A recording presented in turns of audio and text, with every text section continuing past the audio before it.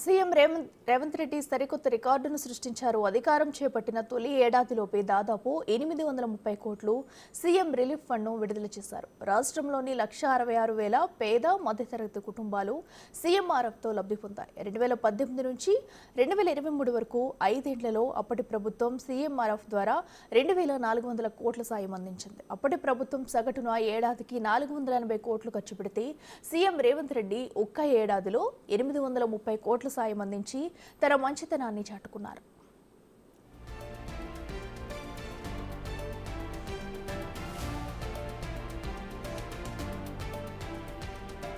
ఈ ఏడాది ఇచ్చిన 810 కోట్లలో 590 కోట్లు సీఎంఆర్ఎఫ్ ద్వారా సాయం అందించింది ప్రభుత్వం.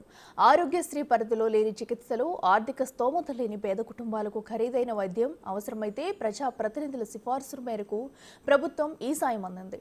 కొన్ని వ్యాధులకు జిల్లా స్థాయిలో అవసరమైన వైద్య చికిత్స సదుపాయం అందుబాటులో లేక హైదరాబాద్లోని పెద్ద ఆసుపత్రులను ఆశ్రయిస్తారు. ఖరీదైన వైద్యం చేయించుకునే స్తోమత లేక ప్రజా ప్రతినిధుల సిఫార్సును లేఖలతో ముందుగానే సీఎం సహాయ నిధిని ఆశ్రయిస్తారు. అటువంటి సందర్భాల్లో నిమ్స్తో పాటు ఎంఎన్జే క్యాన్సర్ ఆసుపత్రి, నిలోఫర్, ఈఎన్టీ, ఉస్మానియా, గాంధీ ఆసుపత్రుల్లో చికిత్సలకు అయ్యే అంచనా ఖర్చును ప్రభుత్వమే భరిస్తుంది.